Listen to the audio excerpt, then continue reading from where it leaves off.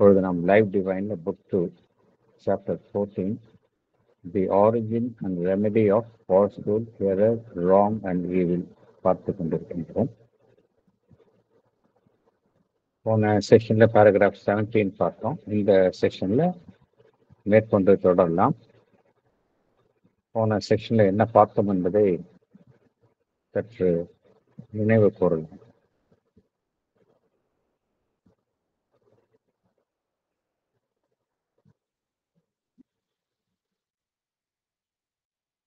இந்த பேராகிராஃப் 17, 18, 19 பகவான் எப்படி ஹியூமன் மைண்ட் எவல்யூஷனரி ப்ராசஸ்ல மைண்ட் அப்படிங்கிற ஒரு பிரின்சிபிள் எப்படி டெவலப் ஆகுது, அது மூலமா நம்ம என்ன கெயின் பண்றோம், என்ன லூஸ் பண்றோம், அதை எக்ஸ்பிளைன் பண்றாரு.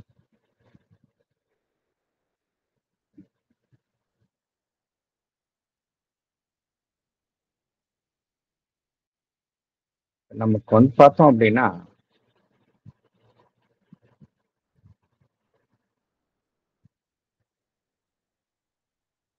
இந்த வெளியில ஏற்படக்கூடிய தொடர்புகளினால நமக்கு அந்த அறிவு என்பது நமக்கு கிடைக்கின்றது. வெளியில் ஏற்படும் தொடர்புகளின் மூலம் நமக்கு ஒரு அறிவு கிட்டுகின்றது. ஆனால் அந்த அறிவு நம்மளுடைய புரிந்து கொள்ளுதல் இதெல்லாம் சரியா இருக்கின்றதா அப்படின்னா அது பிழைக்கு உட்பட்டதாக இருக்கின்றது. என்ன காரணம் அப்படின்னா, நம்ம எப்படி புரிஞ்சுக்கிறோம் எல்லா விஷயத்தையும், எல்லாமே பார்க்கிறோம், கேட்கிறோம், தொடுதல், இது மாதிரி ஒரு 5 புலன்களின் மூலம் தான் எல்லாமே நமக்கு நாலேஜ் கிடைக்குது. இந்த 5 புலன்களின் மூலம் கிடைக்கிறது நமக்கு இன்டைரக்ட் நாலேஜ். ஈவன் படிக்கிறது எல்லாமே வெளியில தான் நமக்கு கிடைக்குது. ஸோ இது இன்டைரக்ட் நாலேஜ். இது டைரக்ட் நாலேஜ் கிடையாது அப்படிங்கிற. டைரக்ட் நாலேஜ் எப்படி இருக்கும் அப்படின்னா, நம்ம எதுல இருக்கிறோம், இப்போ எல்லாருமே மேற்புற உணர்வு நிலையில இருக்கிறோம், சர்ஃபேஸ் கான்சியஸ்னஸ்ல இருக்கோம். சர்ஃபேஸ் கான்சியஸ்னஸ்ல இருக்கிற வரைக்கும் இப்போ நமக்கு கிடைக்கிறது இன்டைரக்ட் நாலேஜ் தான். எதுல இருந்தா டைரக்ட் நாலேஜ் கிடைக்கும் அப்படின்னா, நம்முடைய உள் ஜீவன் மேல இருக்கிறதுக்கு கீழே உள்ள ஒரு பெரிய ஒரு வாஸ்ட் ஒரு அமைப்பு இருக்கு. அதுதான் சப்லிமினல் கான்சியஸ்னஸ். அதுல இருந்தோம் அப்படின்னா நமக்கு டைரக்ட் நாலேஜ் கிடைக்கும். ஏன்னா அங்க அது சப்லிமினல் கான்சியஸ்னஸ்ல டைரக்டா ரிசீவ் பண்ணிக்குது. அது இன்டர்மீடியரியே கிடையாது. அதனால அதுல நம்ம இருந்தோம் அப்படின்னா நமக்கு டைரக்ட் நாலேஜ் கிடைக்கும். அல்லது நம்ம நம்மளுடைய சப்லிமினல் கான்சியஸ்னஸ் உள்ஜீவனை மேலிருந்து செயல்பட நம்ம அனுமதித்தோம் அப்படின்னா நமக்கு டைரக்ட் நாலேஜ் கிடைக்கும்.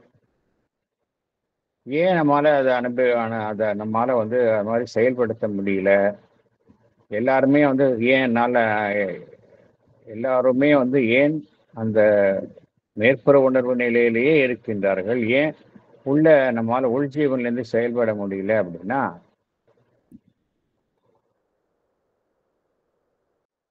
அதுக்கு காரணம் இருக்கு.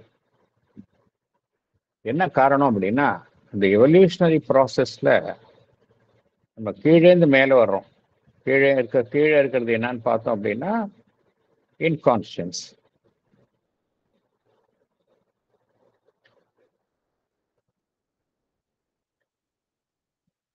இந்த இன்கான்ஷியன்ஸ்னுடைய புல் பார்த்தோம் அப்படின்னா அது நம்மளை கீழே இழுத்துக்கிட்டே இருக்கு. நம்ம கீழே இழுக்கிறதுனால தான் நம்மால உள்ள போக முடியறது. பரிணாம வளர்ச்சியினுடைய நோக்கம் எப்படி இருக்கு அப்படின்னா, இந்த அரைகுறையான குறைபட்டுள்ள மேற்புற உணர்வு நிலையிலிருந்து நம்ம முன்னேறி வரணும் அப்படிங்கிறது தான் அதனுடைய விதியாக இருக்கின்றது.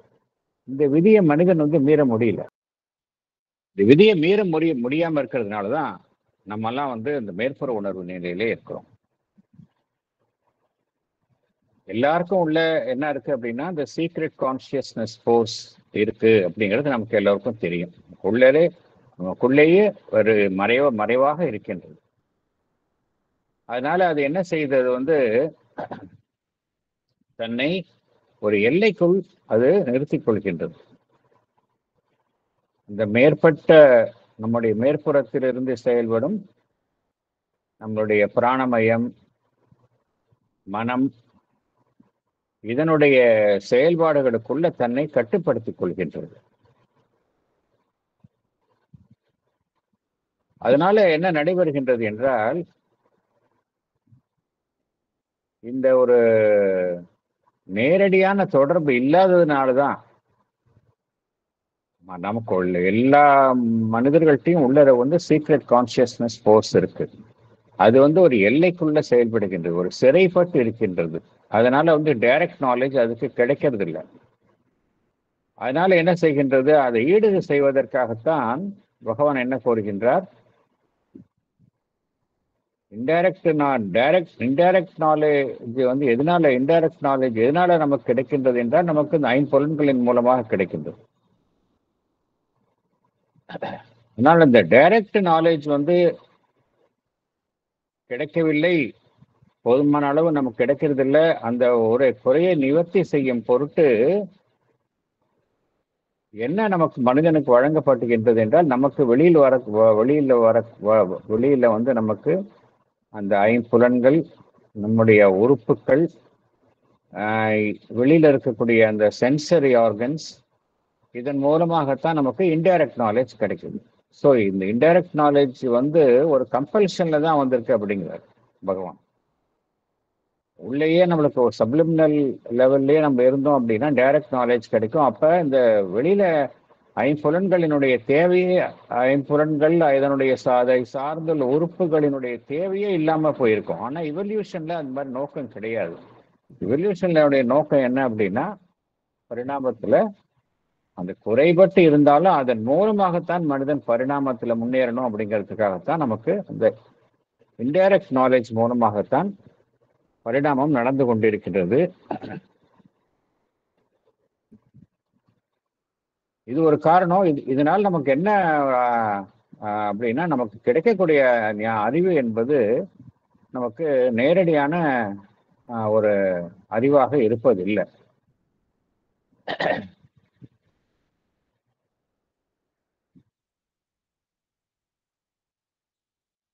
ஒரு வாழ்வினுடைய அமைப்பு ஒரு செல் இனமாக இருக்கலாம். ஆரம்ப காலகட்டத்தில் அந்த சடப்பொருள்லேருந்து வரக்கூடிய உயிரினம், அதை எடுத்துக்கிட்டோம் அப்படின்னா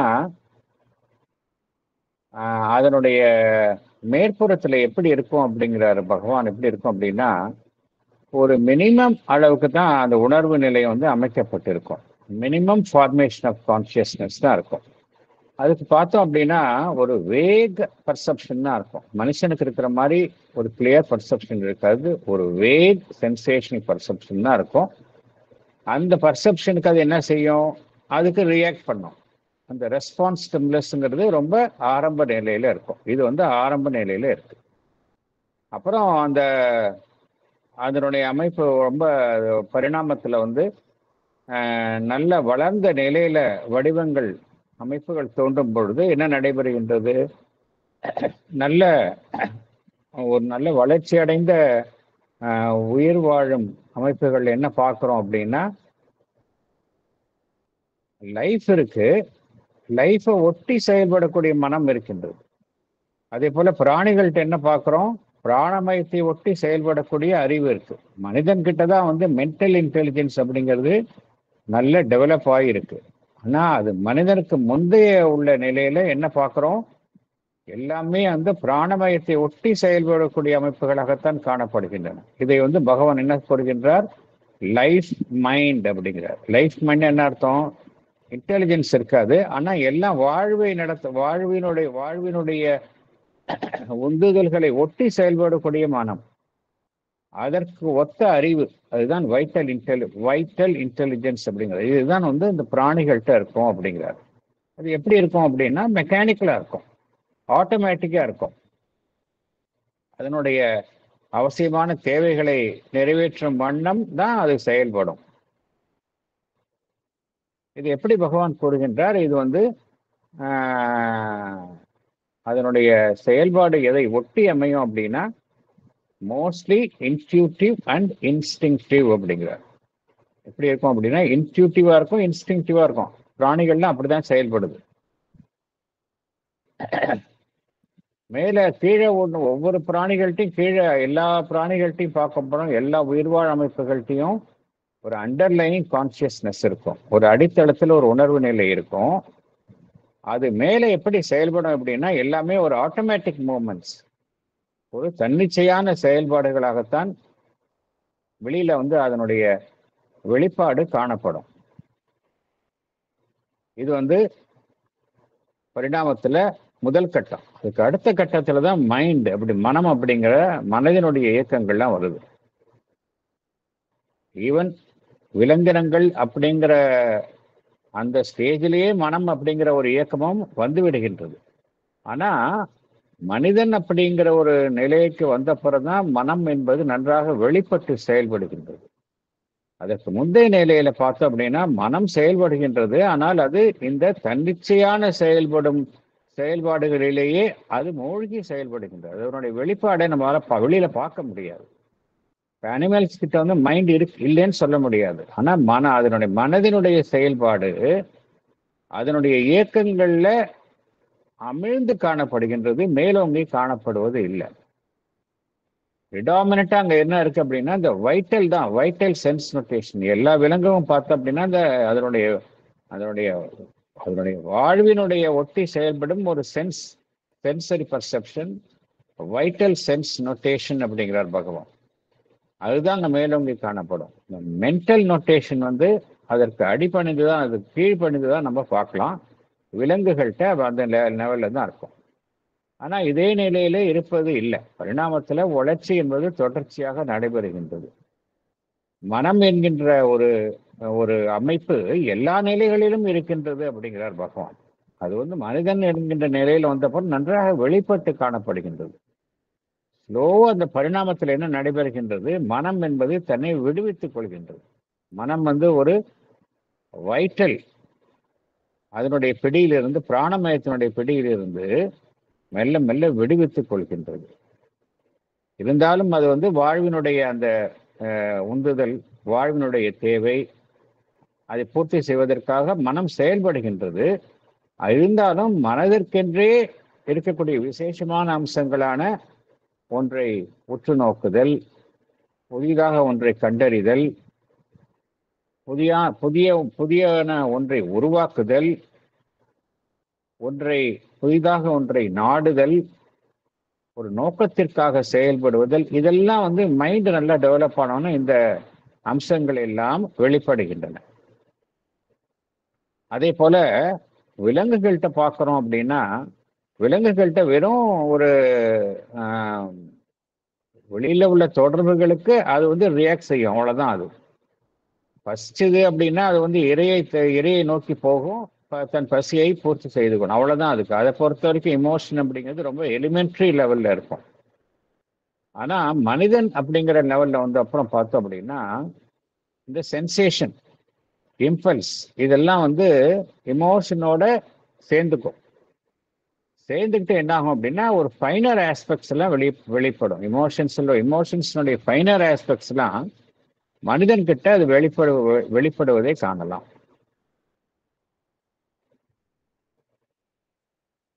மனம் வந்து நன்றாக வெளிப்படாத நிலையில எல்லா செயல்பாடுகளிலும் மனதினுடைய ஈடுபாட்டை காண முடியும். ஆனா அது வந்து எப்படி இருக்கும் அப்படின்னா நன்றாக வெளிப்பட்ட நிலையில காண முடியாது.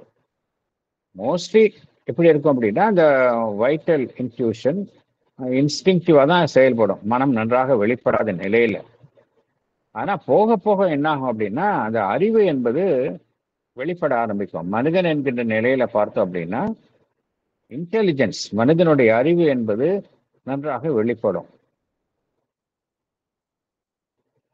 அதாவது இந்த விலங்கினங்களுக்கு அடுத்த நிலை என்ற நிலைக்கு செல்லும் பொழுது என்ன நடைபெறுகின்றது என்றால், இன்டெலிஜென்ஸ் என்பது மனிதனுடைய அறிவு என்பது செயல்படுகின்றது.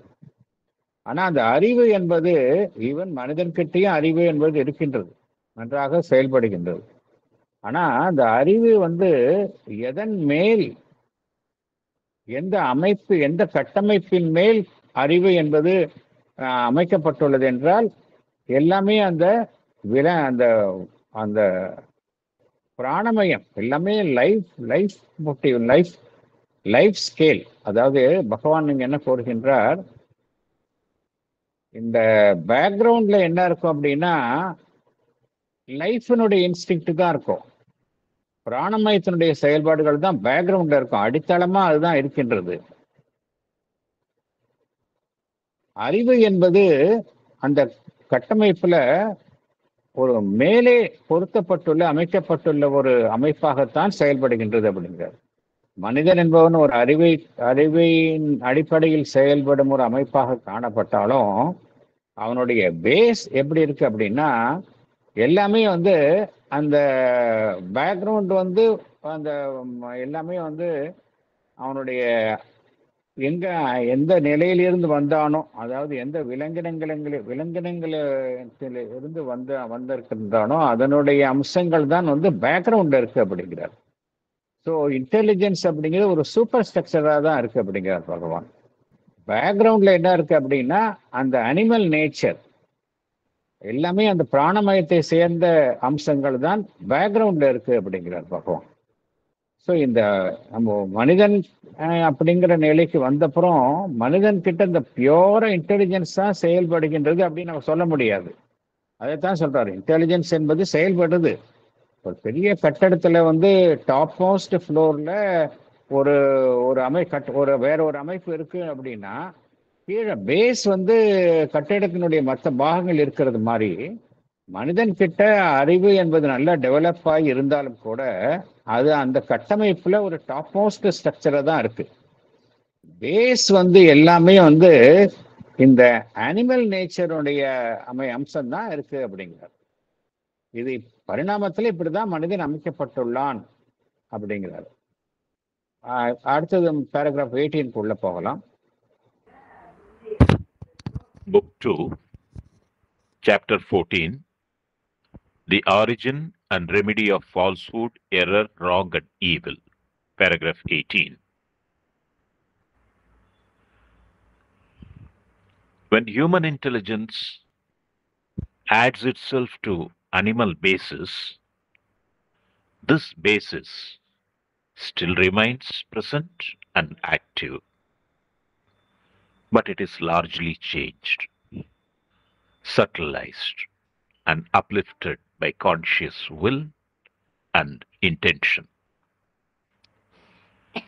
The automatic life of instinct and vital intuition diminishes and cannot keep its original predominant proportion to the self-aware mental intelligence. Intuition becomes less purely intuitive. Even when there is still a strong vital intuition, its vital character is concealed by mentalization.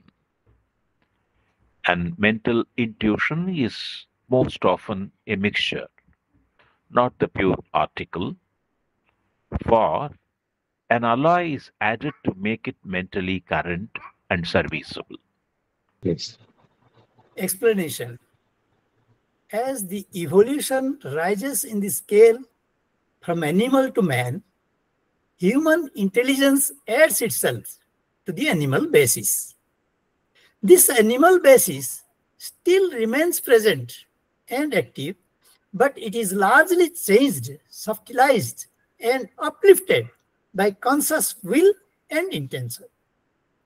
The automatic life of instinct and vital intuition diminishes.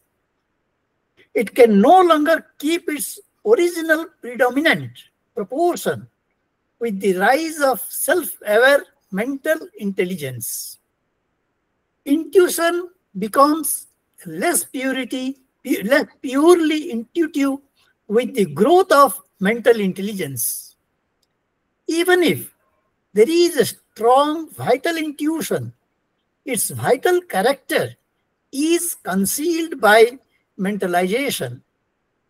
The mental intuition is most often a mixture and it is no longer pure. An alloy is added to make it mentally current and serviceable. பார்த்தோம் அந்த human intelligence, மனிதனுடைய அறிவு வந்து super ஸ்ட்ரக்சராக தான் இருக்கு. அதனுடைய base வந்து animal basis தான் அப்படிங்கிறத பார்த்தோம். ஏன்னா படிப்படியாக தான ஒரு கட்டடத்தை கட்டும்போது படிப்படியாக தான் கட்டுறோம். பரிணாமத்தில் அப்படிதான், ஒன்றின் மீது ஒன்றாகத்தான் அந்த பரிணாமம் நடைபெற்று கொண்டு வருகின்றது. ஹியூமன் இன்டெலிஜென்ஸ் அப்படிங்கிறது இந்த அனிமல் பேசிஸ் அப்படிங்கிறதுக்கு மேலே தான் அது அமைக்கப்படுகின்றது. அதனால இந்த பேஸ் பார்த்தோம் அப்படின்னா இந்த அனிமல் பேஸ் அப்படிங்கிறது நம்மகிட்ட இருக்கு, ஆக்டிவா இருக்கு. ஆனா அது மாறிய நிலையில இருக்கு. நம்மளாம் அனிமல்ஸ் போல நம்ம செயல்படுறது இல்லை. இருந்தாலும் அனிமல்ஸ்க்கு இருக்கிற சில இன்ஸ்டிங்ஸ் எல்லாம் நம்மகிட்ட இருக்கிறத நம்ம பார்க்கிறோம். அதனால மாறிய நிலையில் மனிதனிடத்தில் காணப்படுவதை நம்ம பார்க்கிறோம். எதனால வந்து மனுஷன் அப்படின்னு வந்தோன்னு என்ன பார்க்கிறோம்? நம்மகிட்ட மனுஷன் கிட்ட வந்து ஒன்றை காரியத்தை செய்யணும் அப்படின்னு நினைக்கிறோம். இந்த காரியத்தை பிளான் பண்ணி செய்யணும் அப்படின்னு மனுஷன் நம்ம நினைக்கிறோம். அதை முடிக்க வேண்டும் அப்படிங்கிற ஒரு நோக்கத்துடன் செயல்படுறோம். இந்த ரெண்டு விஷயம் மனுஷன் கிட்ட பார்க்கிறோம், கான்சியஸ் வில் அண்ட் இன்டென்ஷன் அப்படிங்கிறார். ஸோ இந்த கான்சியஸ் வில் அண்ட் இன்டென்ஷன் அப்படிங்கிறது தான் விலங்குகள்கிட்ட இல்லாதது நம்மகிட்ட இருக்கு. ஸோ இது ரெண்டு தான் என்ன செய்யுது அப்படின்னா, நம்மகிட்ட இருக்கிற அந்த விலங்கினத்தை ஒத்த அந்த குணாதிசயங்களை வந்து அதுதான் வந்து மாற்றுகின்றது. அதை சற்று தூய்மைப்படுத்துகின்றது. எல்லாமே வந்து குரூடா இல்லாம சட்டிலா இருக்கு நம்மகிட்ட. விலங்குகள்கிட்ட எதெல்லாம் குரூடா இருக்கோ அதனுடைய சட்டில் ஃபார்ம்ல நம்மகிட்ட இருக்குது. எதனால நம்மகிட்ட சட்டிலா இருக்கு அப்படின்னா, ஒரு உயரிய நிலையில இருக்கு அப்படின்னா நம்மகிட்ட இருக்கக்கூடிய அந்த வில் அண்ட் இன்டென்ஷன், ஒன்றை செய்ய வேண்டும் என்கின்ற ஒரு மனத்திட்பம், சங்கல்பம். இன்டென்ஷன் என்பது ஒன்றை முடிக்கணும் அப்படிங்கிற ஒரு நோக்கம். இது ரெண்டு தான் வந்து மனுஷன் கிட்ட இருக்கு. அதனாலதான் நம்ம அந்த அனிமல் நேச்சர்லேருந்து நம்ம மாறுபடுகின்றோம். ஆனா விலங்குகள்கிட்ட என்ன இருக்கு பார்க்கிறோம். ஏன்னா விலங்குகள்கிட்ட வந்து விலங்குகள்கிட்ட வந்து சிந்திக்கும் அறிவு கிடையாது. ஆனா அது சிந்திக்கும் அறிவு இல்லைன்னா கூட எப்படி விலங்குகள் வந்து துல்லியமாக செயல்படுகின்றன, தன்னுடைய தேவைகளை நிறைவேற்றிக் கொள்கின்றன அப்படின்னு பார்த்தோம் அப்படின்னா, நம்ம ஏற்கனவே பார்த்த மாதிரி விலங்குகள்கிட்ட ரெண்டு விஷயம் முக்கியமான செயல்படுகின்றது. என்ன அப்படின்னா, ஒன்று இன்ஸ்டிங்க்ட், அப்புறம் இன்ட்யூஷன். இந்த இன்ஸ்டிங்க்ட் எப்படின்னா ஆட்டோமேட்டிக்கா செயல்படும். இப்போ இன்ஸ்டிங்க்ட் என்பது அந்த விலங்கினத்தினுடைய இனத்திற்கே வழங்கப்படுகின்றது. பிறவிலேயே அது இருக்கு. இன்ஸ்டிங்க்ட் என்பது பிறவிலேயே வழங்கப்பட்ட ஒன்றாக காணப்படுகின்றது.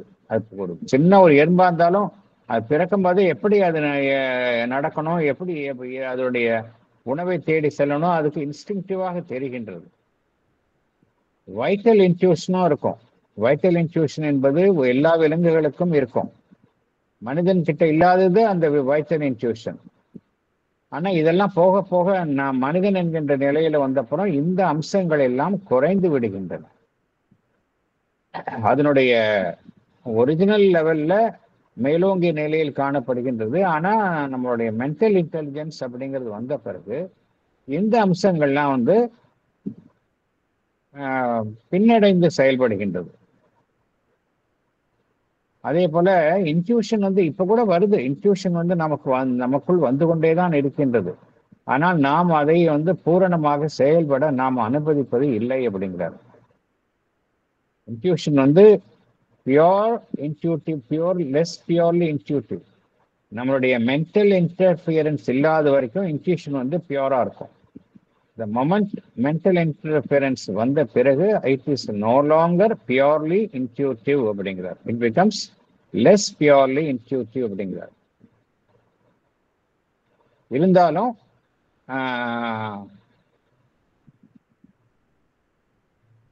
அந்த வைட்டல் இன்ட்யூஷன் இருக்கு.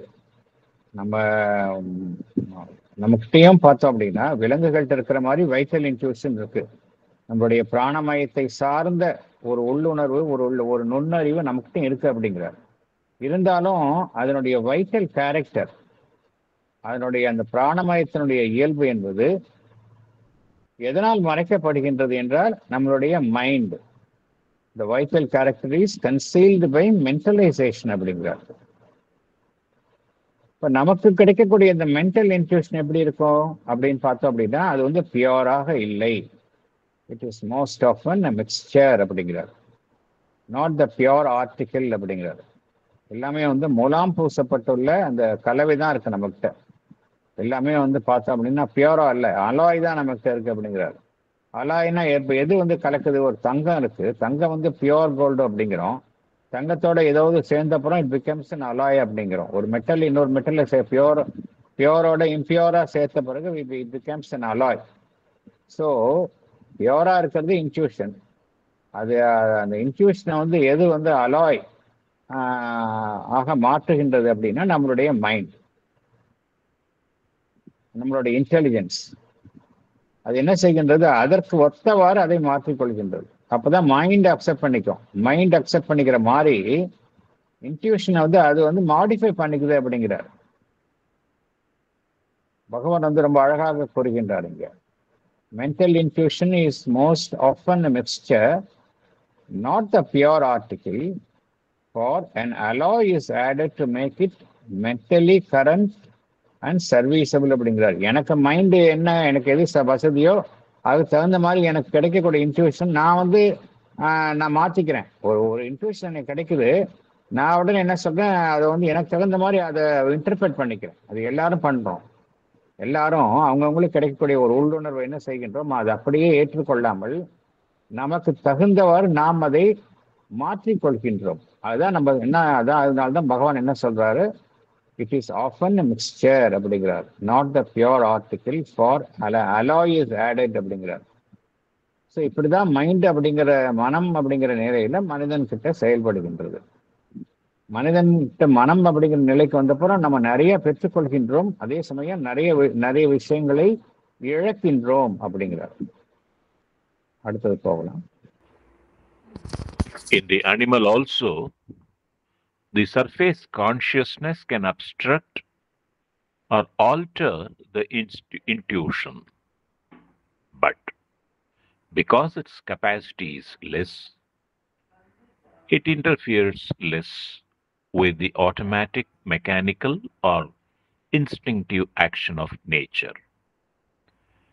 In mental man, when the intuition rises towards the surface, it is caught at once before it reaches and is translated into terms of mind intelligence with a gloss or mental interpretation added, which conceals the origin of the knowledge. Explanation. In the animal also, the surface consciousness can obstruct or alter the intuition, but the capacity of the surface consciousness in the animal is less. Therefore, it interferes less with the automatic, mechanical, or instinctive action of nature.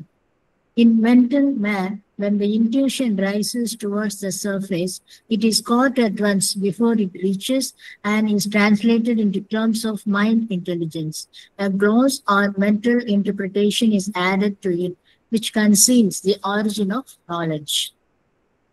Thank you. பகவான் வந்து இதெல்லாம் ஏன் சொல்றாரு அப்படின்னா, இதனால வந்து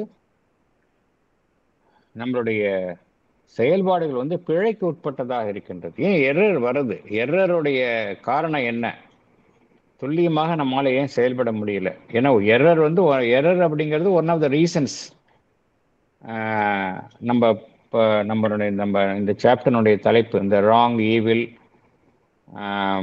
falsehood அதோட சேர்ந்து எரரும் வருது. எதனால எரர் அப்படிங்கிற ஒரு அம்சம் வருகின்றது அப்படிங்கிறது தான் எக்ஸ்பிளைன் பண்றார் பகவான்.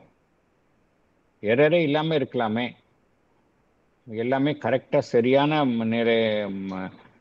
எல்லாமே சரியான ஒரு சிந்தனையாகவும் சரியான கணிப்பாகவும் இருக்கலாமே, ஏன் எரர் வருது? ஏன் எரர் வருதுன்னா இதுதான் காரணம். நம்முடைய அந்த எது நமக்கு எரர் அப்படின்னா என்ன அர்த்தம்? நமக்கு கிடைக்கிற அறிவு பிழைக்கு உட்பட்டதாக இருக்கின்றது. எரர் அப்படின்னா என்ன அர்த்தம் அப்படின்னா, அறிவு நமக்கு கிடைக்கும் அறிவு பிழைக்கு உட்பட்டதாக இருக்கின்றது. அதுக்கு ஒரு காரணம் என்ன அப்படின்னு நம்ம ஏற்கனவே பார்த்தோம். நமக்கு கிடைக்கிறது டைரக்ட் நாலேஜ் கிடையாது, இன்டைரக்ட் நாலேஜ் தான். இன்டைரக்ட் நாலேஜ்னால தான் நமக்கு அப்படி அது ஒரு காரணத்தை பார்த்தோம். இரண்டாவது, டைரக்ட் நாலேஜில் எது மேலோங்கி செயல்படும் அப்படின்னா இன்ட்யூஷன் தான் மேலோங்கி செயல்படும். இந்த இன்டைரக்ட் நாலேஜில் இன்ட்யூஷன் அடிபட்டு போயிடுது. அங்கே மைண்ட் தான் இங்கே ப்ரிடாமினேட் பண்ணுது, இன்டெலிஜென்ஸ் இங்கே மேலோங்கி செயல்படுகின்றது. நம்மளுடைய மேற்புற உணர்வு நிலை சர்ஃபேஸ் கான்ஷியஸ்னஸ்ல இருக்கிற வரைக்கும் நமக்கு அந்த இன்ட்யூஷன் மூலமாக கிடைக்கக்கூடிய அந்த தகவலை நம்மால சரியான முறையில் பெற்றுக்கொள்ள முடிவது இல்லை. விலங்குகள்கிட்டையும் சர்ஃபேஸ் கான்ஷியஸ் விலங்குகள் நம்ம பார்த்தோம். விலங்குகள் எதன் அடிப்படையில் செயல்படுவது அப்படிங்கிறது நம்ம பார்த்தோம். ரொம்ப அழகாக பகவான் விளக்கினார். ஒரு 2 விஷயம் அங்கே. ஒன்று இன்ட்யூஷன், இரண்டாவது இன்ஸ்டிங்க்ட். எல்லா விலங்குகளும் இன்ஸ்டிங்க்ட் பேசிஸ் தான் செயல்படும். அதனால தான் அதனுடைய செயல்பாடுகள் பிழை இருக்க முடியாது. அன்லெஸ் மாறிய சூழ்நிலையில் அது தன்னை மாற்றிக்காமல் இருந்தால்தான் பிழை வரும். அதர்வைஸ் பிழைக்கு உட்படாத நிலையில தான் அதனுடைய செயல்பாடு இருக்கும் அப்படின்னு தான் பகவான் சொல்றார். ஏன்னா அங்கே இன்ஸ்டிங்க்ட் அண்ட் இன்ட்யூஷன் ரொம்ப மேலோங்கி செயல்படுகின்றது.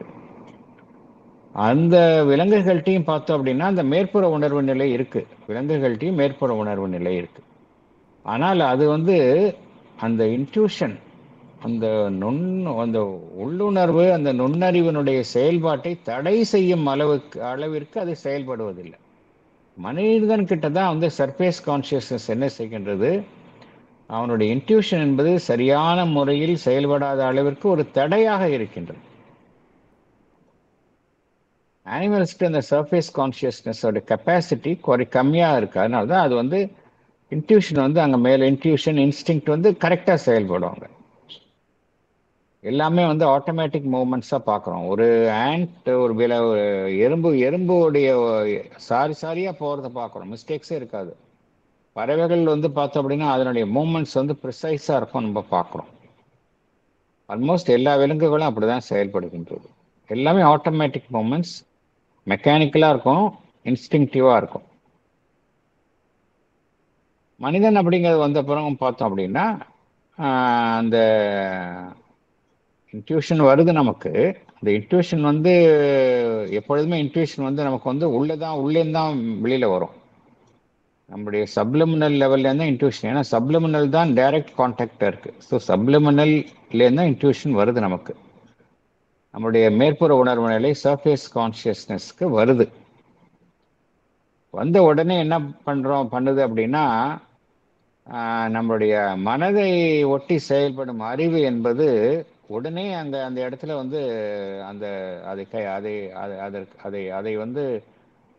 அதற்கு அதில் தலையிடுகின்றது. தலையிட்டு என்ன செய்கின்றது, அதற்கு ஏற்றவாறு அந்த இன்ட்யூஷன் மூலமாக கிடைக்கக்கூடிய தகவலை அது மாற்றி அமைக்கின்றது. அதுதான் வித்தியாசம். இந்த ப்ராசஸ் அனிமல்ஸ் கிட்ட கிடையாது. அனிமல்ஸ் கிட்ட என்ன இன்ட்யூஷன் வருதோ அது அப்படியே அதில் எந்த விதமான ஒரு அடல்ட்ரேஷனும் கிடையாது, அப்படியே அது ஆக்ட் பண்ணுது. இங்கே நம்ம அது மாதிரி செயல்படுவதற்கு நாம் அனுமதிப்பது இல்லை.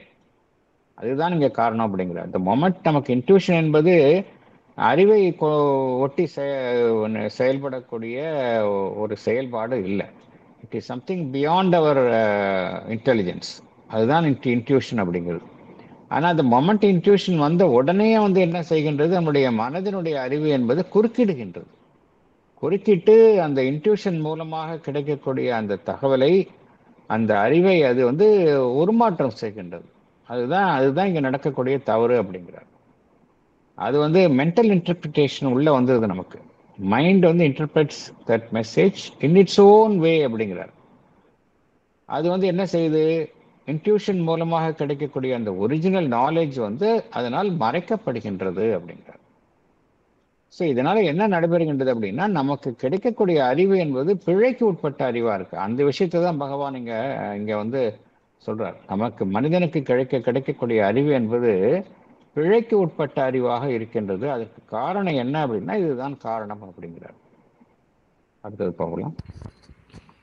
Instinct also is deprived of its intuitive character by being taken up and mentalized, and by that change becomes less sure, though more assisted, when not replaced by the plastic power of adaptation of things and self-adaptation proper to the intelligence. The emergence of mind in life brings an immense increase of the range and capacity of the evolving consciousness force. But it also brings an immense increase in the range and capacity of error. For evolving mind trails constantly error as its shadow, a shadow that grows with the growing body of consciousness and knowledge. Explanation. In animals, instinct is predominant and is intuitive in character. As mental intelligence grows, instinct loses its intuitive character. It becomes less sure in its knowledge, though it is helped by its power of adaptation proper to intelligence. The emergence of mind in life brings an immense increase of the range and capacity of the evolving consciousness force. But it also brings an immense increase in the range and capacity of error. Because evolving mind is constantly accompanied by error as its shadow. It is a shadow that grows with the growing body of consciousness and knowledge. Thank you. So மனிதன் அப்படிங்கிற வந்தப்புறம் நம்மளுடைய கெப்பாசிட்டிஸ்லாம் பன்மடங்கு வளர்ச்சி அடைந்த நிலையில் பார்க்குறோம். Animals கிட்ட வந்து விலங்குகள்கிட்ட அதனுடைய இன்ஸ்டிங்க்ட் உள்ளுணர்வு என்பது ப்ரிடாமினண்ட்டாக இருக்குது. அது மாத்திரம் இல்லை, அது வந்து அந்த நுண்ணறிவை கொண்டு செயல்படும் ஒரு அமைப்பாக காணப்படுகின்றது. It is intuitive in character அப்படிங்கிறார். மென்டல் இன்டெலிஜென்ஸ் வந்து வந்தப்புறம் மனிதன்கிட்ட நம்ம வந்து எவ்வளோ செயல்பாடுகள், எவ்வளோ முடிவுகளை வந்து இன்ட்யூட்டிவாக எடுக்கிறோம் பார்த்தோம் அப்படின்னா, ஆக்சுவலாக ஒரு 100 முடிவு ஒரு நாளைக்கு எடுத்தோம் அப்படின்னா அதில் 1% கூட இன்ட்யூட்டிவாக எடுக்கிறது இல்லை. எல்லாமே நம்ம அறிவினுடைய துணை கொண்டு தான் நம்ம செயல்படுகின்றோம். மென்டல் இன்டெலிஜென்ஸ் அதை வச்சா நம்ம செயல்படுறோம். இன்ஸ்டிங்க்ட் வந்து அந்த இடத்துல வந்து நம்ம செயல்படுவது பார்க்க முடியாது. அதனுடைய இன்ஸ்டிங்க்டோட இன்ட்யூட்டிவ் கேரக்டர் வந்து மனுஷன்கிட்ட பார்க்க முடியாது.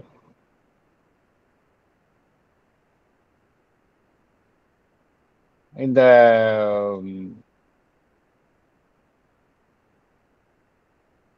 அப்படியே இன்ட்யூஷன் அப்படிங்கிறது வந்தாலும் கூட அந்த இன்ட்யூஷன் நம்ம அக்செப்ட் பண்ணிக்கிறதா இல்லையா, இது சரியா தவறா அப்படிங்கிற ஒரு உறுதியற்ற நிச்சயமற்ற தன்மை, ஒரு டவுட் எப்பொழுதுமே இருக்கும். மனிதனுக்கு இன்ட்யூஷன் அப்படிங்கிறது ஒன்று வந்தாலும் கூட அதை நம்ம வந்து அதனுடைய அது கொண்டு வரும் தகவல் அறிவை வந்து நம்ம வந்து நம்மால வந்து சரியா இதன் அடிப்படையில் செயல்படலாமா வேண்டாமா அப்படிங்கிற ஒரு டவுட் வந்து எப்பொழுதுமே மனிதனுக்கு இருக்கும்.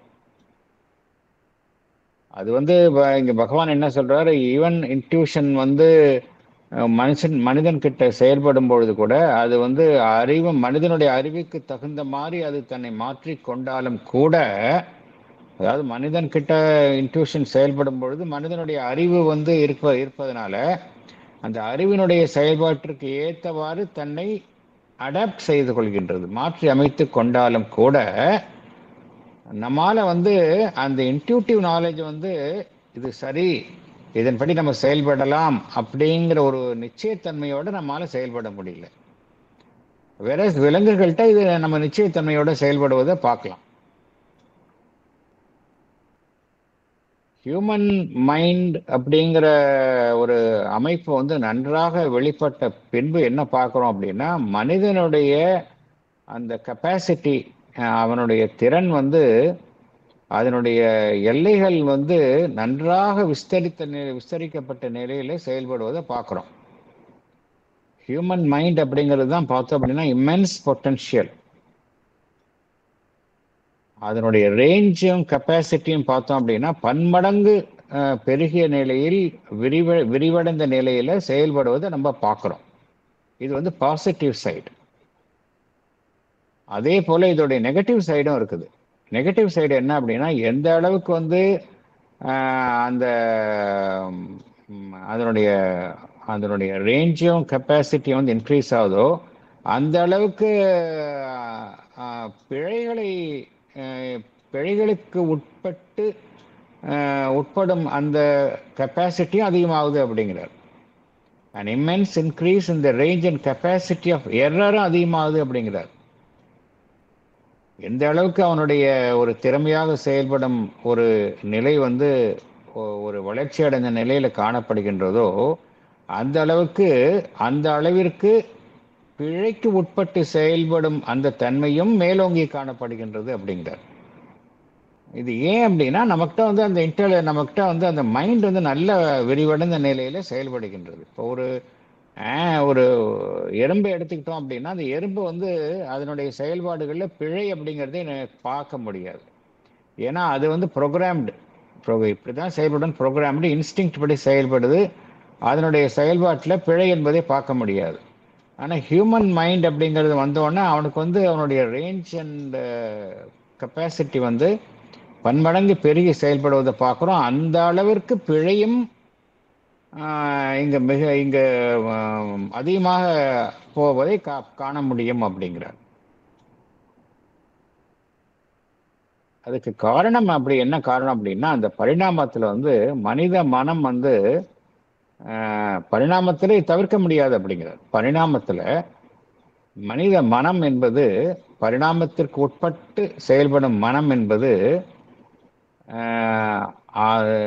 அதை எது வந்து நிழல் போல அதை தொடர்கின்றது என்றால் பிழை அப்படிங்கிறார். Evolving mind is constantly accompanied by error. ஒரு ஷேடோ போல அதை தொடர்கின்றது அப்படிங்கிறார். Evolving mind trails constantly error as its shadow அப்படிங்கிறார். And a shadow that grows with the growing body of consciousness and knowledge. எந்த அளவுக்கு கான்சியஸ்னஸ் நாலேஜும் போகுதோ அது வந்து அதுவும் கூடவே போயிட்டு இருக்குது அப்படிங்கிறார். ரிவல்யூஷன்ல தவிர்க்க முடியாது அப்படிங்கிறார். அடுத்தது போகலாம். Paragraph 19.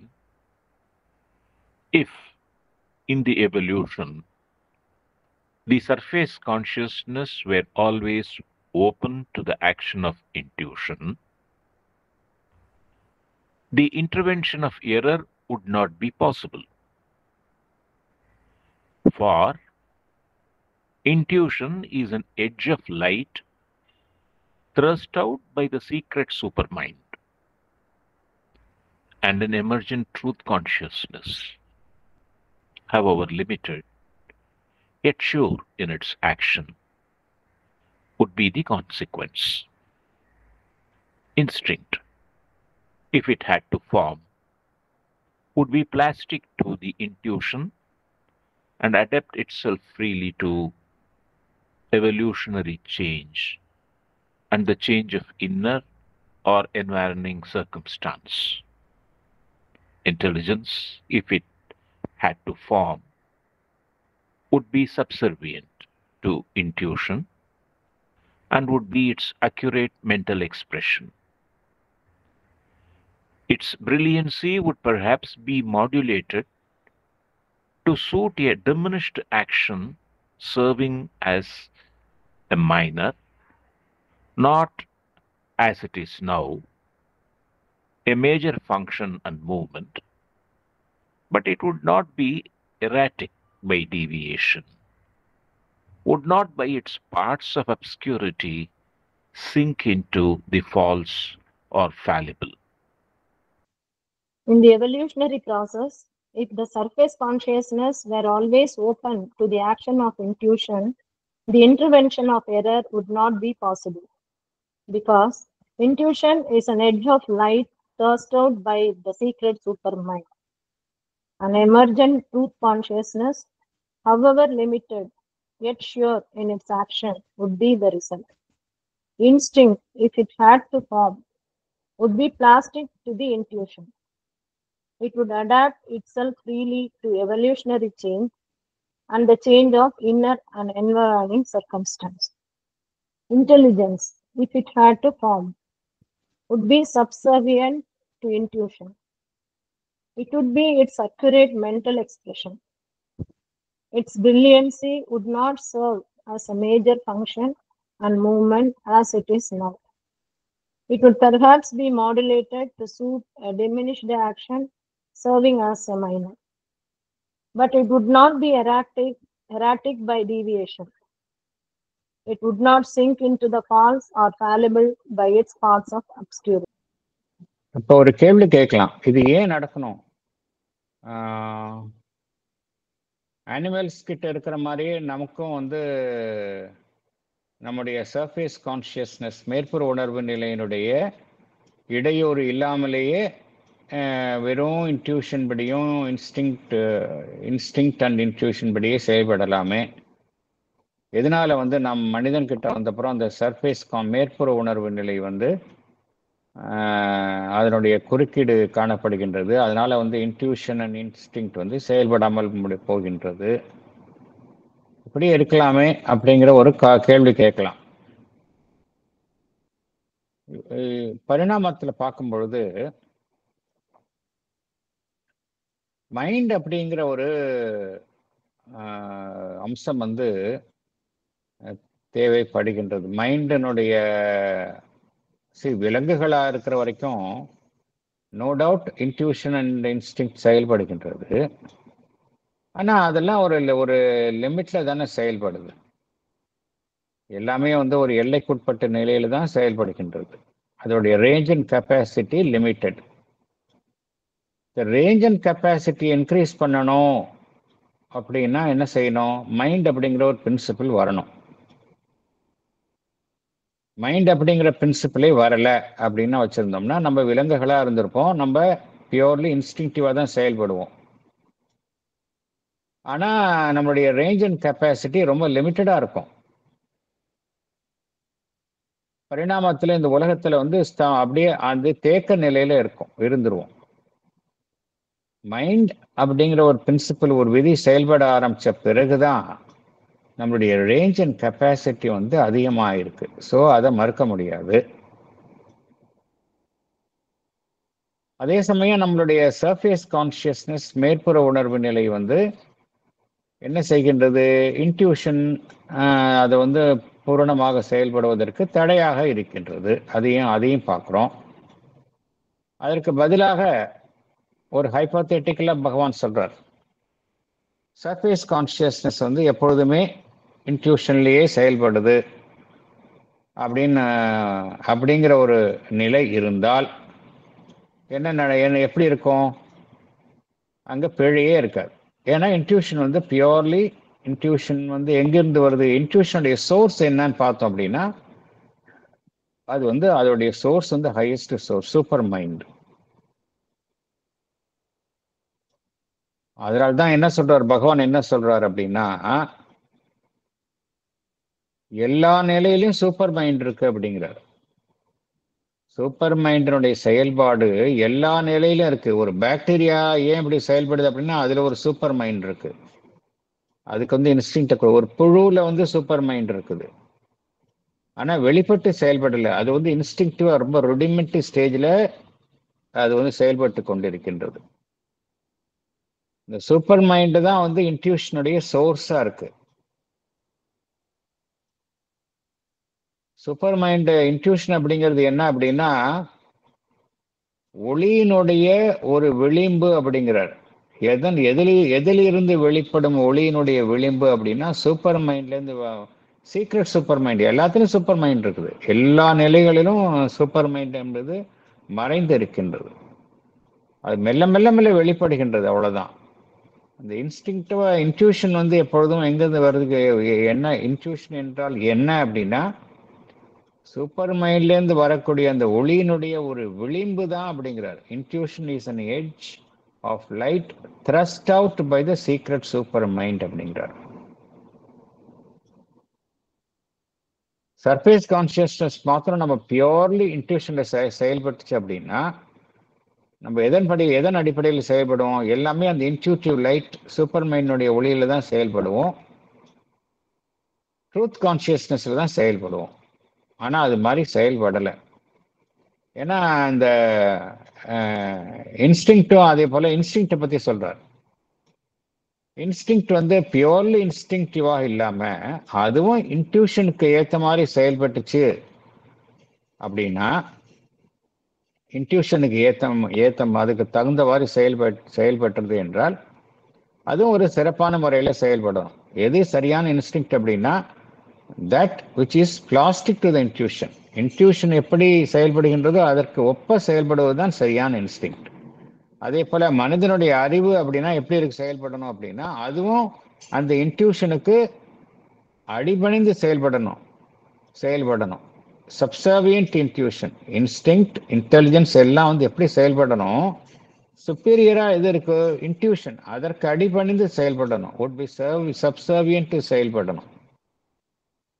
அப்பதான் வந்து என்ன இருக்கும்? அப்படி செயல்பட்டது ஒரு கால் அப்படி செயல்பட்டால் நம்முடைய மென்டல் எக்ஸ்பிரஷன், மனதினுடைய வெளிப்பாடுகள் எல்லாம் துல்லியமாக இருக்கும். It would be its accurate mental expression, intelligence.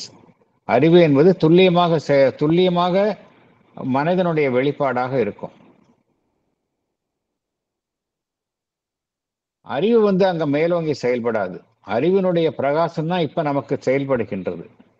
ஆனால் அந்த நிலையில வந்து இன்ட்யூஷன் தான் மேலோங்கி செயல்படும். அறிவு வந்து அதற்கு கீழ்ப்பணிந்து செயல்படும். It would perhaps be modulated to suit a diminished action serving as a minor அப்படிங்கிற. அதே சமயம் அது வந்து அப்படி செயல்படுறதுனால அது வந்து பிழைக்கு உட்பட்டு செயல்படாது. அதாவது மனிதனுடைய அறிவு உண்மையிலேயே இன்ட்யூஷனுக்கு கீழ்ப்பணிந்து செயல்படும் பொழுது பிழைக்கு உட்பட்டு செயல்படாது. இந்த டீவியேஷன், இந்த மாறுபட்டு செயல்படுவதனால பிழைக்கு உட்பட்டு செயல்படாது. அதே போல ஒரு தப்பான ஒரு பொய்மைக்கோ இல்லை பிழைக்கு உட்பட்டோ அது வந்து செயல்படாது. அதனுடைய செயல்பாடு துல்லியமாக இருக்கும் அப்படிங்கிறார். ஆனால் இது நடக்குமா, இது சாத்தியமா, இது ஏன் நடக்கலை அப்படிங்கிறதுக்கு பகவான் எக்ஸ்பிளைன் பண்ணுறார். இப்படி இது வந்து ஹைப்போதெட்டிக்கில் சொல்கிறார். பட் ஏன் அப்படி நடக்கலை, ஏன் இன்ட்யூஷனுக்கு உட்பட்டு செயல்படாமல் எல்லாமே நம்ம மனிதனுடைய மனம் என்கின்ற நிலையில் வந்த அப்புறம் வெறும் அறிவுக்கு உட்பட்டு தான் செயல்படுகின்றோம், இதுக்கு காரணம் என்ன? அதுக்கு வந்து பகவான் வந்து எக்ஸ்பிளைன் பண்ணுறார். அடுத்த போர்ஷனில் எக்ஸ்பிளைன் பண்ணுறார். போகலாம் உள்ள.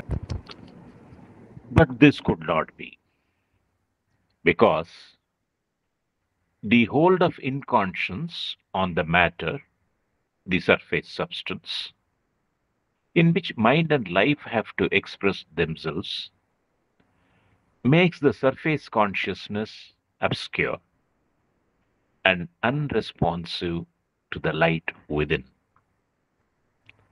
It is impelled, moreover, to cherish this defect, to substitute more and more its own incomplete but better grasped clarities for the unaccountable inner intimations, because a rapid development of the truth consciousness is not the intention in nature. Yes. But this could not be because there is the hold of inconscience on the matter which forms our surface substance. Our mind and life have to express themselves in the surface substance. The hold of inconscience makes the surface consciousness obscure and unresponsive to the light within. Moreover, our surface consciousness is impelled to cherish this defect. It is made to substitute more and more its own incomplete but better grasped clarities through our mental intelligence for the unaccountable inner limitations. Man always prefers a well informed reason, though it is liable for error, to his vague inner prompting, though it may be correct. This is because rapid development of the truth consciousness is not the intention in nature. Thank you. Thank you. பகவான் என்ன சொல்றார் அப்படின்னா, இந்த ideal state வந்து ஏன் உடனே வரல அப்படின்னா, நேச்சர்னுடைய நோக்கம் அது இல்லை. நேச்சர் வந்து படிப்படியாகத்தான் தன்னை வெளிப்படுத்தி கொள்ளும். பரிணாமத்தில் டைரக்டா சூப்பர் மைண்ட் வந்து வராது. டைரக்டா சூப்பர் மைண்ட் வந்து செயல்பட்டது அப்படின்னா பரிணாமம் என்கின்ற ப்ராசஸே தேவைப்படாது. நேச்சருடைய இன்டென்ஷன்ஸ் அது இல்லை. அது படிப்படியாக செல்வது தான் நேச்சருடைய இன்டென்ஷன்ஸ். அதனால தான் இப்படிப்பட்ட குறைபாடுகள் வந்து ஒரு இடைப்பட்ட நிலையாக நாம் எதிர்கொள்ள வேண்டியிருக்கு அப்படிங்கிறார். இப்படிப்பட்ட குறைபாடுள்ள செயல்பாடுகள் வந்து ஒரு இடைப்பட்ட நிலையாக நாம் எதிர்கொள்ள வேண்டியிருக்கின்றது அப்படிங்கிறார். தவிர்க்க முடியாது அப்படிங்கிறார். மெயினா காரணம் காரணம் அப்படின்னா, எப்பொழுதுமே எல்லா நிலையிலும் எதனுடைய ஒரு புல் எது நம்மை கீழே இழுக்கின்றது என்றால் இந்த pull of inconscience, hold of inconscience on matter. இதுதான் நம்ம சாவித்திரியிலையும் பார்த்தோம் அப்படின்னா, ஒரு பக்கம் கீழே சாவித்திரி ஃபுல்லாகவே இந்த தீம் தான் ரெக்கரண்ட்டாக பார்க்குறோம். ஒரு பக்கம் புல் ஆஃப் இன்கான்ஷியன்ஸ், இன்னொரு பக்கம் அந்த லைட், மேலிருந்து கீழே இறங்கும் ஒளி, அதை நோக்கி மனிதன் செல்கின்றான். ஆனால் அதே சமயம் அவனை எது பிடிச்சி இழுத்துக்கிட்டே இருக்குன்னா கான்ஸ்டண்ட்டாக வந்து அந்த புல் ஆஃப் த இன்கான்ஷியன்ஸ். இந்த போராட்டம் தான் மனிதன்கிட்ட இருக்குது. இது சாவித்திரியில் பகவான் வந்து கம்ப்ளீட்டாக பியூட்டிஃபுல்லாக எக்ஸ்பிளைன் பண்ணுறாரு. இதுதான் பரிணாமத்தினுடைய விதியாகவும் காணப்படுகின்றது. ஏன்னா அந்த அந்த அந்த உணர்வற்ற நிலை அப்படிங்கிறத அதனுடைய ஒரு பிடி வந்து ஒரு வலிமையான பிடியாக இருக்கின்றது. அதிலிருந்து நம்ம விடுபடுவது கடினமாக இருக்கின்றது. ஏன்னா அதில் தான் நம்மளுடைய மேற்புற உணர்வு நிலை அதனுடைய ஆதிக்கத்தில் தான் செயல்படுகின்றது. நம்முடைய மனமும் சரி வாழ்வும் சரி எல்லாமே வந்து அந்த மேற்புற உணர்வு நிலையில் காணப்படும் அமைப்புகளின் மூலம்தான் தன்னை வெளிப்படுத்துகின்றன. இந்த இன்கான்ஷியன்ஸ் என்ன செய்கின்றது, உணர்வற்ற நிலை என்பது என்ன செய்கின்றது, அதனுடைய பிடி என்ன செய்கின்றது, நம்முடைய மேற்புற உணர்வு நிலையை ஒரு தெளிவற்ற நிலையிலும் உள்ளிருந்து வெளிப்படும் ஒளிக்கு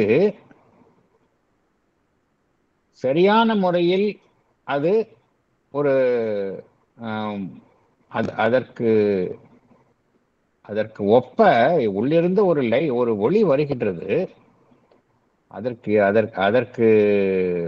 எதிராக வந்து பார்த்தோம் அப்படின்னா அது ஒரு சரியான முறையில் செயல்படணும். அதுக்கு வந்து இணங்கி செயல்படுவது இல்லை. உள்ளிருந்து ஒரு ஒளி வருகின்றது. அந்த உள்ளிருந்து வெளிப்படும் ஒளிக்கு நம்மளுடைய மேற்புற உணர்வு நிலை வந்து அது ஏன்னா அது இன்கான்ஷியன்ஸினுடைய பிடியில் இருக்கிறதுனால அந்த உள்ளிருந்து வெளிப்படும் ஒளிக்கு இது வந்து ஒரு இணக்கமாக அது செயல்படுவது இல்லை.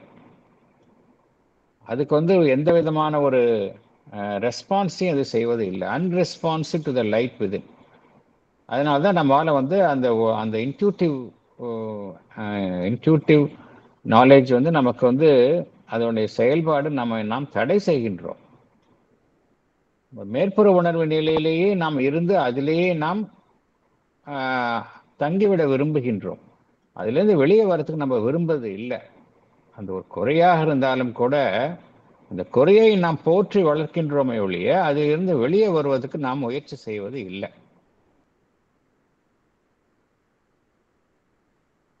இதுக்கு என்ன செய்கிறோம் அப்படின்னா,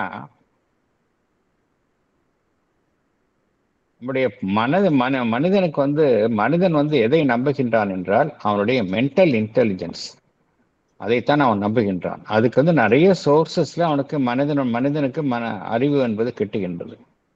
நிறைய சோர்சஸ் மூலமாக அவனுக்கு அறிவு கிட்டுகின்றது. இப்போ பார்த்தோம் அப்படின்னா இப்போ இந்த மொபைலை ஓப்பன் பண்ணோம் அப்படின்னா அவனுக்கு அந்த ஒரு வேர்டை டைப் பண்ணால் அதுக்கு டிஃப்ரெண்ட் சோர்ஸ்லேருந்து அவனுக்கு நாலேஜ் கிடைக்குது. இதைத்தான் மனிதன் நம்புகின்றான், விரும்புகின்றான். ஏன்னா அதில் நமக்கு பார்த்தோம் அப்படின்னா எல்லாமே லாஜிக்கலாக எக்ஸ்பிளைன் பண்ணுறாங்க. அறிவுக்கு ஏற்ற மாதிரி எல்லா தகவல்களும் வழங்கப்படுகின்றன. இதைத்தான் அவன் விரும்புகின்றானே ஒழிய அவனுக்கு உள்ளிருந்து கிடைக்கக்கூடிய இந்த இன்னர் இன்டிமேஷன்ஸ் அதை அவன் ஏற்றுக்கொள்ள மறுக்கின்றான். ஏன் அப்படின்னா அந்த இன்டிமேஷனுக்கு லாஜிக்கல் ரீசனிங் படி அதை அந்த அந்த கண்ணோட்டத்தில் பார்த்தோம் அப்படின்னா அதுக்கு பேசிஸ் அதுக்கு எக்ஸ்பிளைன் பண்ண முடியாது. நமக்கு it cannot be explained. Intuition ஒரு விஷயத்த சொல்லும், இது சரி, இது பண்ணு அப்படின்னு சொல்லும். ஏன் அது சரி, ஏன் இப்படி பண்ணணும் அப்படின்னு நம்ம திருப்பி எதிர்கேள்வி கேட்டோம் அப்படின்னா நம்ம அதுக்கிட்டேருந்து அது பதில் கிடைக்காது. மனிதன் அதனாலதான் அது பக்கம் போக மாட்டேங்கிறான். வேற அவனுக்கு இந்த அறிவின் ஒட்டி செயல்படுத்த கிடைக்கக்கூடிய தகவல்கள்ல அது எல்லாமே காரண காரியத்தோடு அவனுக்கு விளக்கப்படுகின்றன. அதை அவன் நாடுகின்றான். அதனால்தான் பகவான் இங்க என்ன சொல்றாரு அப்படின்னா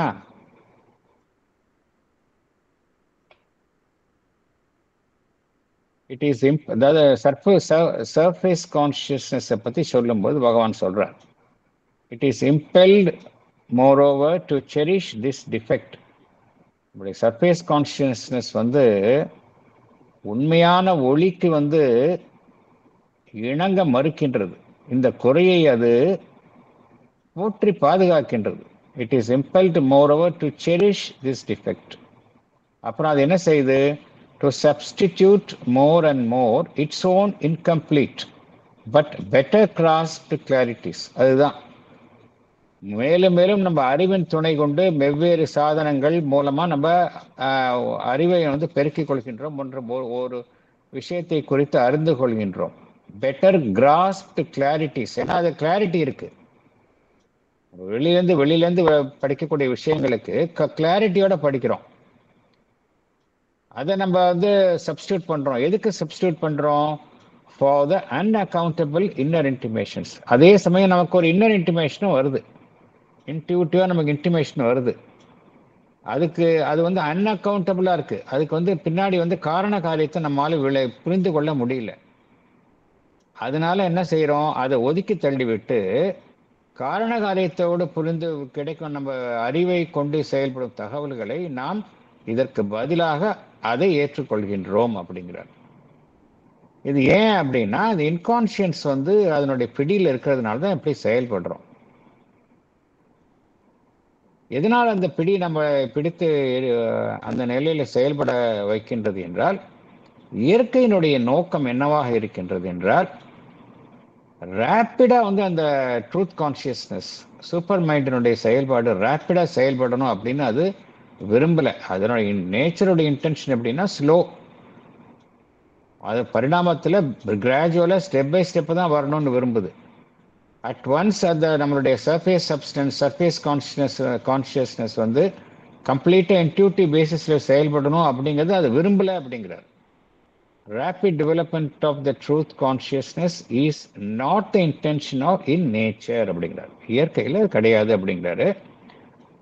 இயற்கையில பரிணாமத்துல அதை நோக்கி சென்றாலும் ரேப்பிடா போகணும்னு நினைக்கல, விரைவாக செல்ல வேண்டும் என்று இயற்கை விருப்பப்படவில்லை. பட் அதற்கு பதிலாகத்தான் அப்படியே நேச்சர் படியே செயல்பட்டா சூப்பர் மைண்ட் வெளியில செயல்படுறதுக்கு பல யுகங்கள் ஆகும். அப்படிங்கிறதுனாலதான் பகவானும் அன்னையும் இந்த தலையிட்டு அதனுடைய வருகையை துரிதப்படுத்தி அதனுடைய உணர்வு நிலையை இங்க பூமியில செயல்பட வைத்து விட்டார்கள். ஸோ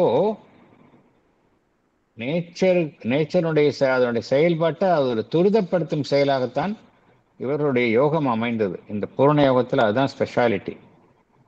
பூர்ணயோகம் என்பது என்டையர் உலகம் சம்பந்தப்பட்டது, பூமி சம்பந்தப்பட்டது, ஒரு தனிப்பட்ட மனிதன் சம்பந்தப்பட்டது இல்லை. இது வரைக்கும் ஒரு ஸ்லோ பேஸில் போயிட்டு இருந்தது, இப்போ வந்து ஃபாஸ்ட் பேஸில் போக ஆரம்பித்திருக்கு. அதுதான் உண்மை.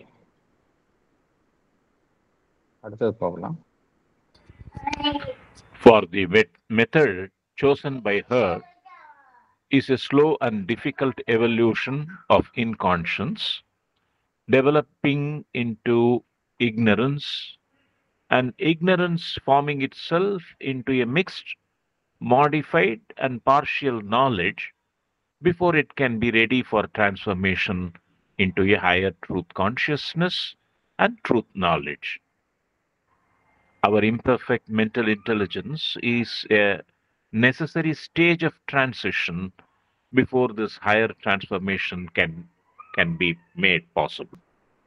Because the method chosen by nature is a slow and difficult evolution of inconscience developing into ignorance. Ignorance forms itself, modified and partial knowledge before it becomes ready for transformation into a higher truth consciousness and truth knowledge. Our imperfect mental intelligence is a necessary stage of transition before this higher transformation can happen. இந்த ஒரு குறிப்பிட்ட வழியைத்தான் வந்து இயற்கை வந்து தேர்ந்தெடுத்துள்ளது அப்படிங்கிறார். The method chosen by her அப்படிங்கிறது nature is a slow and difficult evolution of inconscience. ஏன்னா ரொம்ப பார்த்தோம் அப்படின்னா நம்ம வந்து நம்மளுடைய வாழ்நாளை வைத்து சொல்கின்றோம். ஆனால் இந்த உலகம் தோன்றிய நிலையிலிருந்து பார்த்தோம் அப்படின்னா மேட்டர்லேருந்து நம்ம இந்த நிலைக்கு வந்திருக்கோம் அப்படின்னா ரொம்ப லாங் ப்ராசஸ். அது ஒரு slow and difficult evolution of inconscience தான் இங்கே பார்க்குறோம். அப்படி தான் இயற்கை செயல்படுகின்றது அப்படிங்கிறார். The method chosen by her is a slow and difficult evolution of consciousness, evolution of inconscience developing into ignorance. First என்ன ப்ராசஸ் நடைபெறுகின்றது என்றால், எந்த இயக்கம் நடைபெறுகின்றது? இன்கான்ஷியன்ஸ் ஒன்றுமே கிடையாது அந்த இடத்துல. அந்த சிம்பிள் டவுனில் வரோம் இல்லையா, சிம்பிள் டவுனில் வர நிலை தான் வந்து இன்கான்ஷியன்ஸ். அங்கே எதுவுமே கிடையாது. சிம்பிள் டவுனில் எப்படி பகவான் டிஸ்கிரைப் பண்ணுறாரு அந்த இடத்த சாவித்திரியில், complete total absence of consciousness, inconscience. அங்கேருந்து developing into ignorance. First consciousness வந்து வரதுக்கு முன்னாடி இக்னோரன்ஸ் தான் வரும், அப்புறம் தான் வந்து நாலேஜ் வரும். ஃபஸ்ட்டு வந்து இன்கான்ஷியன்ஸ்லேருந்து எது வரும் அப்படின்னா டைரெக்டாக நாலேஜ் வராது. ஃபஸ்ட்டு இன்கான்ஷியன்ஸ்லேருந்து கான்ஷியஸ்னஸ் வரும். அந்த கான்ஷியஸ்னஸ் வந்து தான் வந்து எப்படி இருக்கும் அப்படின்னா இக்னோரன்ஸாக வரும். இக்னோரன்ஸ் அப்படிங்கிறது என்ன அப்படின்னா, இக்னோரன்ஸ் அப்படிங்கிறது பகவான் எப்பொழுதுமே என்ன ஒரு விளக்கத்தை தருகின்றார் என்றால், ignorance is knowledge evolving it self தான் இக்னோரன்ஸ் அப்படிங்கிறது. இக்னோரன்ஸ் அப்படிங்கிறது என்ன அப்படின்னா, இக்னோரன்ஸ்குள்ளே என்ன இருக்குது அப்படின்னா நாலேஜ். இக்னோரன்ஸ்லேருந்து தான் அப்படியே மெல்ல மெல்ல மெல்ல நாலேஜ் வந்து வெளிப்படுகின்றது. ஸோ ஃபர்ஸ்ட் என்ன வருது? இன்கான்ஷியன்ட். ஃபர்ஸ்ட் வந்து இன்கான்ஷியன்ஸ்லேருந்து எது வருது அப்படின்னா இக்னோரன்ஸ். இக்னோரன்ஸ்லேருந்து தான் நாலேஜ் வரும். அது நம்ம ஞாபகம் வச்சுக்கணும்.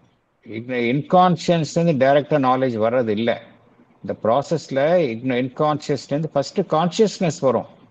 கான்ஷியஸ்னஸ் வந்தால் தானே அது வந்து பார்ஷலாக இருக்குதா ஃபுல்லாக இருக்கான்னு தெரியும். ஸோ ஃபஸ்ட் இக்னோரன்ஸ்லேருந்து இக்னோரன்ஸ் வருது. இந்த இக்னோரன்ஸ் என்ன செய்கின்றது? அரைகுறையான அறிவாக தன்னை வெளிப்படுத்திக் கொள்கின்றது. Ignorance forming itself into a mixed, modified and partial knowledge.